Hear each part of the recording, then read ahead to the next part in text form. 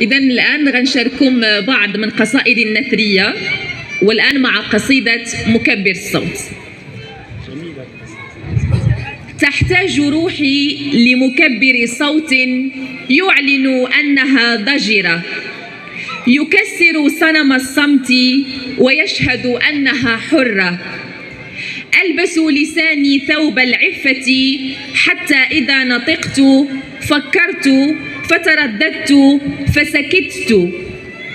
تحتاج روحي لمكبر صوت لأن لغتي حروفها محافظة، وأنا بلغت قاع معاناتي ولي رغبة في قول كلام بلا نكهة، كلام له سيميائية أوجاعي وانكساراتي، يتجاوز المعنى الأول للمعنى الثاني، يسكب على الحروف لون الألم ويعلمني ما لم أكن أعلم.